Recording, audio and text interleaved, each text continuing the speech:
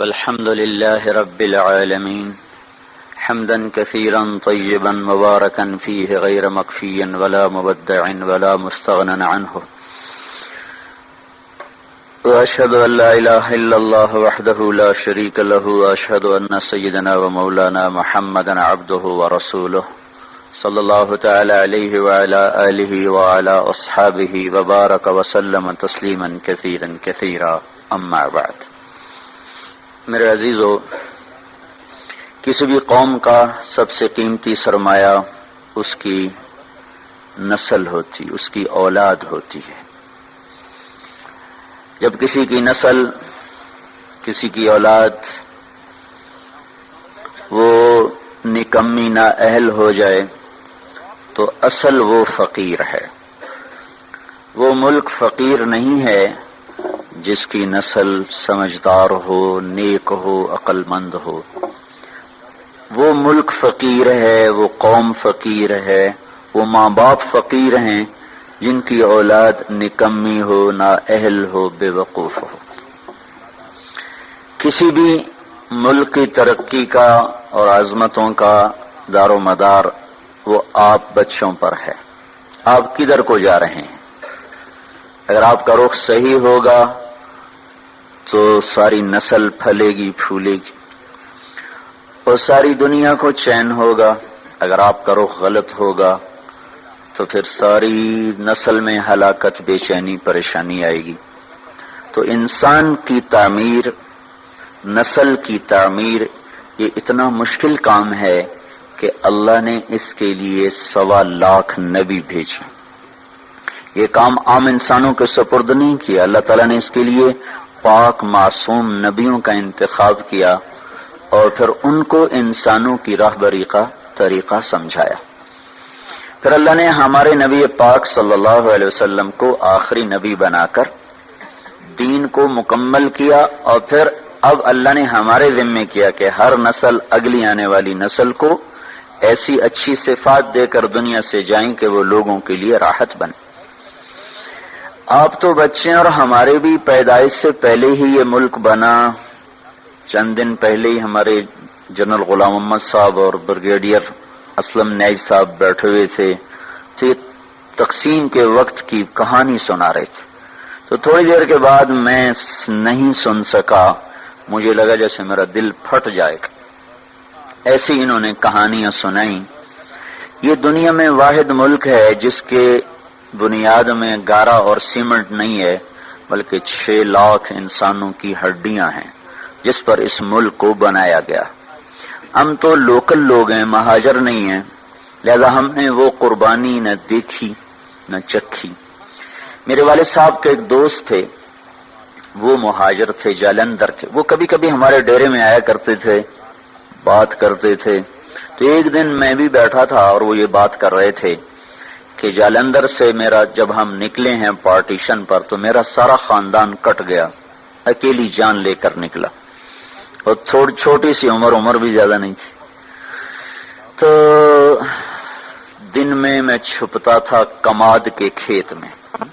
اگست میں کماد اچھا خاصا بڑا ہو جاتا، اور رات کو پھر میں سفر کرتا تھا اور مجھے کچھ پتہ نہیں میں کہاں جا رہا ہوں، میری کیا منزل ہے. مجھے صرف ایک فکر تھا کہ میں سکھوں کی تلوار سے بچ جاؤں.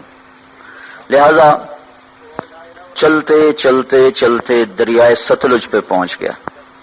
دریائے ستلج اس وقت میں جیتا جاگتا دریا تھا. اب تو وہ سو گیا بیچارہ کب کا. ہم تو اس کی ریت ہی دیکھ پائے، اس کی طغیانیاں تو کبھی دیکھی کوئی نہ. یہ بہت بڑا دریا تھا.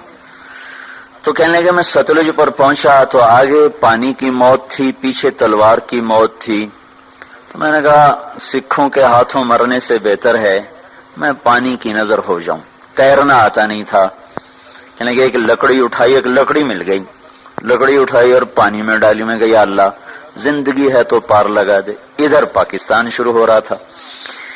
تو کہنے لگے جب میں تھوڑا سا اندر گیا تو میں کیا دیکھتا ہوں، سارا دریا لاشوں سے بھرا ہوا بہ رہا تھا.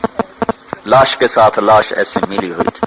معصوم بچے، حسین نوجوان، خوبصورت بیٹیاں، بوڑھی مائیں، بوڑھے باپ ایسے جا رہے تھے.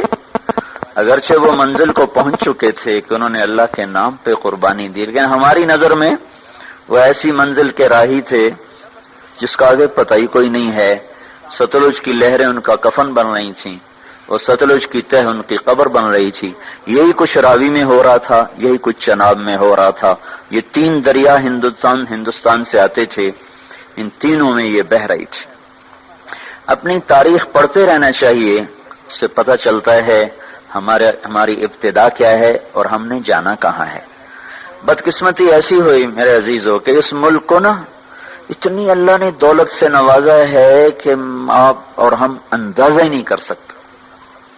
میں مکہ میں تھا، مجھے ایک جیولوجسٹ ملا، وہ کہنے لگا میں اپنے علم کی بنیاد پر کہتا ہوں کہ پاکستان جیسی زمین پوری دنیا میں کسی کے پاس کوئی، اس کو صرف ایک کینسر لگا، وہ بددیانتی کا، خیانت کا، چور بازاری کا اس کو کینسر لگا۔ اگر یہ اس ملک میں نہ ہوتا تو یہ دنیا میں جنت کا ٹکڑا ہوتا۔ اور اس ملک کو میرے عزیزو جو لوٹا ہے نا، وہ ان پڑھوں نے نہیں لوٹا، زمینداروں نے، تاجروں نے نہیں لوٹا، بڑے ہائی کلاس پڑھے لکھے لوگوں نے اس کو لوٹا ہے، چونکہ انہوں نے ڈگریاں تو حاصل کی پر انسانیت نہ سیکھ پائے۔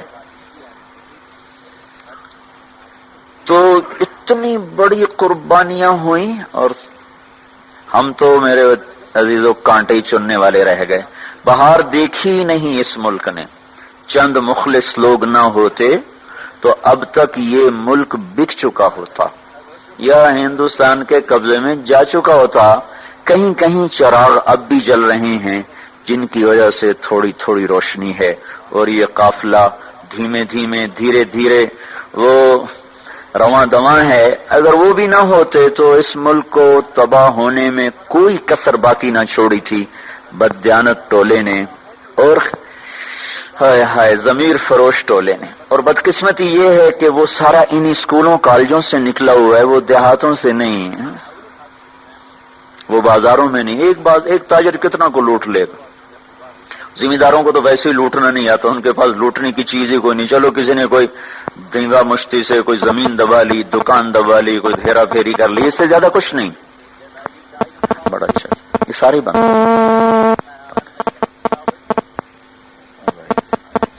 تو آپ ہمارا قیمتی سرمایہ ہو، آپ کا بننا سارے ملک کا بننا ہے، آپ کا بگڑ جانا سارے ملک کا بگڑ جانا ہے۔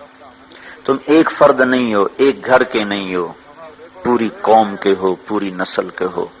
ایک ادارہ جب کوئی آپ ہی میں سے بچے آگے چل کے ادارے چلانے والے بنتے ہو، بڑے بڑے عہدوں پہ جاتے ہو، تو اگر آپ اللہ سے ڈرنے والے ہوگے تو لاکھوں انسان ہوں گے جو آپ کو ہاتھ اٹھا کے دعائیں دیں گے، اور اگر صرف آپ اپنے پیٹ پہ ہاتھ مارنے والے ہوں گے تو لاکھوں انسانوں کے منہ سے نوالے چھن جائیں گے اور لاکھوں انسانوں کے گھروں کے چراغ بجھ جائیں گے۔ آپ کے گھر میں گھی کے چراغ جلیں گے، لیکن کب تک؟ تو آپ ہمارا قیمتی سرمایہ ہو۔ میں آپ سے تقریر کرنے نہیں، آپ سے چند باتیں کر رہا ہوں۔ ہمارے بچے ہو، یہ دور میں نے بھی ہاسٹل لائف گزاری۔ 11 سال کی عمر تھی جب میرے والد صاحب نے مجھے لاہور میں سینٹرل ماڈل سکول ہوتا تھا، وہ بڑا اچھا سکول تھا، وہاں داخل کیا تھا۔ تو پہلے تو میں شوق میں چلا گیا، اور ہم تو ٹاٹ کے سکول سے ایک دم سینٹرل ماڈل سکول میں پہنچ گئے۔ وہ سمجھ ہی نہ ہے کہاں آ گئے، کہاں ہم ٹاٹ میں بیٹھنے والے، کہاں ایک دم ایسا سسٹم جیسے یہاں کا ہے۔ تو وہ ہم بڑے پریشان، یا اللہ یہ میں کہاں آ گیا۔ اور ادھر سے اداسی چڑھے، تو 2-3 دن کے بعد اداسی شروع ہو گئی۔ اب رضائی میں منہ دے کے روئی جائیں یا اللہ۔ اب میں پہلے دن جو کلاس روم میں داخل ہوا، وہ سارے شہری لڑکے، ہم بالکل نپٹ دیہاتی۔ میں کو یا اللہ کوئی اور دیہاتی نظر آئے تو میں اس کے پاس بیٹھوں، یہ تو شہریوں سے میں ویسے ہی ڈر لگتا تھا۔ تو میں نے سارے لڑکوں کو ایسے دیکھا، 6D میرا سیکشن تھا، اور محمد اشرف صاحب وہ میرے کلاس انچارج تھے۔ تو میں داخل ہونا، سہما پہلی دفعہ پتلون چڑھائی، وہ بھی کئی ادھر سے ڈھیلی۔ میں نے دیکھا، سب کو دیکھا، تو سب سے آخر میں نا ایک لڑکا ایسے کر کے بیٹھا تھا، ایسے، اور ایسے سے دیکھ رہا تھا سب کو، ڈرا ہوا نا۔ میں نے کہا یہ دیہاتی ہے، میری طرح کوئی پھنسا ہوا ہے۔ تو میں سیدھا اس کے پاس جا کے بیٹھا۔ اس دن اس سے دوستی لگی، 1964 اور اب 41 سال ہو گئے، آج تک اس سے ہماری یاری نبھ رہی. وہ سرگودے کے میلا فیملی میں سے تھا. تو جب میں قریب پہنچا تو اس کو شہری لڑکے چھیڑ رہے تھے نا. اس کا ذرا ناک تھا کافی لمبا، تو اس کہتے چوہا، وہ کہتا تھوڑی ماں نو، اور چوہا کہتا تھوڑی بہن نو. تو مجھے پکا یقین ہو گیا کہ یہ جو گالیاں دے رہا ہے نا یہ وہ میرا ہی برادری ہے. تو میں اس کے پاس جا کے بیٹھ گیا. تو اب اردو تو ہمیں آتی کوئی نہیں تھی. میں کہ کتھو دائیں آندھا سرگود دے دا.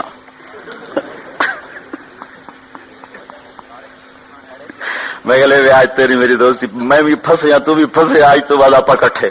تو بس ایک ہی ڈیسک پہ ہم جو چلے پھر ایک آدھ ہمارا سیکشن آگے جا کے بدلا، لیکن آج تک ہماری دوستی پکی ہے. تو آپ کو دیکھ کر مجھے اپنا وہ بچپن اور وہ ہاسٹل، وہ اسکول، وہ سارا کچھ ایسے جیسے ماضی کے پٹ سارے کھل گئے ہوں اور گردش ایام نے پیچھے مجھے دھکا دے کر اپنے ہاسٹل میں پہنچا دیا ہو. آپ سب کو دیکھ کر وہ مجھے اپنا ماضی یاد آ رہا ہے. تو میں یہ آپ سے کہنے آیا تھا کہ اس زندگی گزارنے کے کچھ اصول ہیں. ایک نظریہ یونان کا تھا اس زندگی کے بارے میں کہ نہ اس کی کوئی ابتدا ہے نہ اس کی کوئی انتہا ہے، جو جیسے گزارے ٹھیک. یہ نظریہ 18ویں صدی میں آ کے دم توڑ گیا جب سائنس نے اس بات کو پروف کیا کہ نہیں، اس کی کوئی ابتدا بھی ہے اور کہیں اس کی انتہا بھی ہو جائے گی.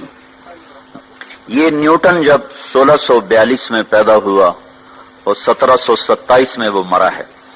وہ سائنس کا نبی کہلاتا نا، لوگ سائنس کا نبی، اس کو اللہ نے دیا. اور دیکھو بچوں، یہ علم جو ہے نا، یہ کسی کی وراثت نہیں، نہ مغرب کی نہ مشرق کی. جو محنت کرے گا اللہ اس کو دے دے گا. میں نے اس کے بارے میں پڑھا. وہ گھنٹوں ایسے لیٹا رہتا تھا، کئی گھنٹے ایسے لیٹا رہتا تھا، کئی گھنٹے. تو 5 منٹ نہیں ایسے لیٹ سکتے، کروڑ بدلتے ہیں. پھر ایک دم جو اس کے اندر خیالات جمع ہوتے، یہ کرسی پڑی ہوتی تھی، سامنے ٹیبل ہے، تو تیزی سے اٹھتا، کرسی پہ بیٹھنا بھی بھول جاتا اور قلم اٹھا کے کھڑے ہو کر کئی گھنٹے لکھتا جاتا. تو اس کی محنت پر اللہ نے اس کو دنیا کا علم کا تھوڑا سا کھڑکیاں کھول دیں. تو یہ بات سامنے آئی کہ بھائی یہ شروع سے نہیں ہے، کہیں سے شروع ہوئی ہے. کہاں سے شروع ہوئی ہے، کس نے شروع کی ہے، یہ یہاں آ کے اٹک گئے. چونکہ ان کے سامنے نہ قرآن کا علم، نہ آخرت کا علم، نہ شریعت کا علم. تو کچھ ان کی جو ٹوٹی پھوٹی شریعت باقی ہے اس میں اتنا ہاں بھائی اس کو خدا نے بنایا، اس کو اللہ نے بنایا. 1711 میں ایک سائنسدان پیدا ہوا جرمنی میں، ایڈورڈ ہیوم. وہ 1778 میں مرا ہے. تو نیوٹن نے یہ بتایا کہ یہ کائنات ایک سائنٹیفک طریقے سے چل رہی ہے، ایک آٹومیٹک سسٹم ہے جس کے تحت چل رہی. وہ خدا کا منکر نہیں تھا. ہیوم نے آ کر خدائی کا انکار کیا. انہوں نے کہا جب 2 اور 2 4 ہے تو کسی خدا کو ماننے کی کیا ضرورت ہے کہ اس نے 2 اور 2 کو 4 کیا. ہم دیکھ رہے ہیں سب کچھ آٹومیٹک ہو رہا ہے، کوئی خدا نہیں ہے. سب سے پہلے دہریت کا تصور اس شخص نے دیا کہ اللہ کوئی نہیں ہے، یہ سب خود بخود ہو رہا ہے. پھر 1809 میں وہ ڈارون پیدا ہوا. اس کی تھیوری میں نے جا کے ساری دیکھی. اس کا میوزیم ہے پورا لندن میں، اس کا پورا میوزیم ہے، سارا میں نے جا کے دیکھا. اس نے ایک اور ہی جگہ چھوڑ دیا. ان کا ایک سیل پانی کے کہیں کنارے کہیں سے آ گیا، کیسے آ گیا، وہ بڑھتے یہ سب کچھ بن گیا، یہ انسان بن گیا، یہ پہاڑ بن گئے، پتھر بن گئے. اس میں بھی کوئی نیکی بدی کا کوئی تصور نہیں ہے، آٹومیٹک پیدا ہوا، لہذا چلو بھائی ٹھیک، خود بخود ہو گیا، جو مرضی کرو. ایک تصور اسلام نے دیا. اور بھی بہت سے نظریات ہیں، میں نے صرف مثال کے طور پر آپ کو بتا دیا. ایک تصور اسلام نے دیا اور بڑے خوبصورت انداز میں اللہ نے پہلے ہم سے سوال کیا. بولو بھائی، ام خلقوا من غیر شیء، تم خود بخود پیدا ہو گئے ہو، اپنے آپ بن گئے ہو. یہ ڈارون تھیوری، ایک سیل اپنے آپ بن گیا.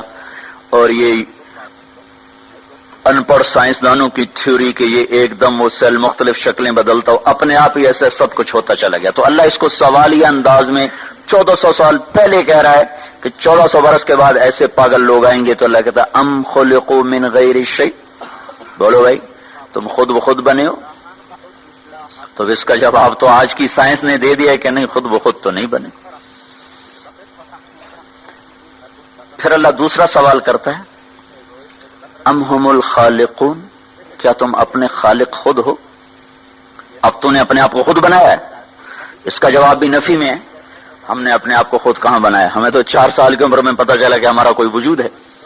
اللہ تیسرا سوال کرتا ہے، ام خلق السماوات والارض، یہ زمین آسمان تم نے بنایا ہے؟ دیکھتے نہیں کیسے ترتیب سے ہے. ایک تھیوری ہے نا کہ آپ ہی بن گیا، خود بخود بن گیا. اس نظریے کو بھی سائنس نے آ کر 1948 میں غلط ثابت کیا. 1929 میں کیلیفورنیا میں ایک سائنسدان تھا، وہ دیکھ رہا تھا تو اس نے پہلی دفعہ دیکھا کہ ایک بڑے منظم ردم کے ساتھ یہ ساری کائنات ایسے پھیل رہی ہے اور ان میں بڑا ایک ربط ہے، بہت طاقتور ربط ہے، وہ فاصلوں کا تناسب ہے. پھر اس پر انہوں نے مزید تحقیق کرتے 1948 میں وہ اس نتیجے پر پہنچے کہ یہ کائنات زیرو سے بنی ہے، ایک دھماکے سے بنی ہے، دھماکے سے.